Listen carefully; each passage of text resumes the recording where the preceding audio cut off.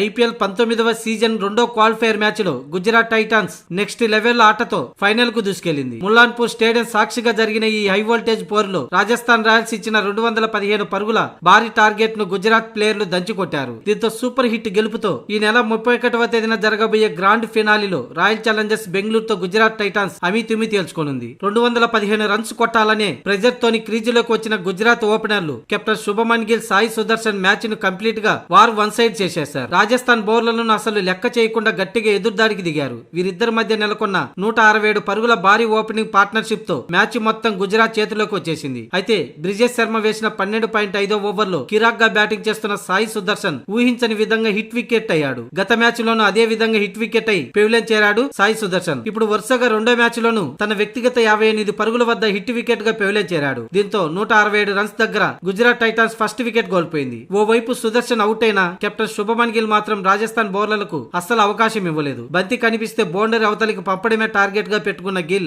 IPL హిస్టరీలోనే one of the fastest century నమోదు చేసి ముల్లాన్పూర్ స్టేడియాన్ని హోరెత్తించాడు. గిల్ ఆడిన ఇన్నింగ్స్ చూసి ఆర్ఆర్ బౌలర్లు పూర్తిగా ఒత్తిడిలోకి వెళ్లిపోయారు. జట్టును గెలుపు అంచుల్లో నిలిపిన తర్వాత 15 ఓవర్లో జోఫ్రా ఆర్చర్ వేసిన బంతికి గిల్ ఎల్బీడబ్ల్యూగా అవుట్ అయ్యి పెవిలియన్ చేరాడు. ఇక గిల్ అవుట్ అయిన తర్వాత వాషింగ్టన్ సుందర్ 16 పరుగులు చేసి అవుట్ అయ్యాడు. ఇక జోష్ బట్లర్, రాహుల్ తెవాటియా మరో వికెట్ పడకుండా మ్యాచ్ ని ఫినిష్ చేశారు. కేవలం 18.4 ఓవర్లలో 3 వికెట్లు మాత్రమే కోల్పోయి 219 పరుగులు చేసింది. ఇక అంతకుముందు టాస్ గెలిచి ముందుగా బ్యాటింగ్ చేసిన రాజస్థాన్ రాయల్స్ 6 వికెట్లు కోల్పోయి 214 పరుగులు చేసింది. ఆరంభం నుంచే తడబడిన రాజస్థాన్ ను రవీంద్ర జడేజా అలాగే వైభవ్ సూర్యవంశీ జట్టును ఆదుకున్నారు. అయితే ఈసారి వైభవ్ సూర్యవంశీ నెమ్మదిగా ఆడుతూ చివరి వరకు క్రీజులో ఉండిపోయాడు. మొత్తంగా 47 బంతులు ఎదుర్కొన్న వైభవ్ సూర్యవంశీ 8 4లు 7 సిక్సర్లతో 96 పరుగులు చేసి మరోసారి సెంచరీని మిస్ చేసుకున్నాడు. గత ఎలిమినేటర్ మ్యాచ్ లో ఎస్ఆర్హెచ్ పై 97 పరుగులు చేసి 3 పరుగుల వద్ద సెంచరీని మిస్ చేసుకున్న వైభవ్ సూర్యవంశీ ఇప్పుడు రెండో క్వాలిఫైర్ లోను 4 పరుగుల వద్ద 96 పరుగులు చేసి సెంచరీని మిస్ చేసుకున్నాడు. మరోవైపు రవీంద్ర జడేజా 45 పరుగులు, చివరిలో డొనోవెన్ ఫెరారా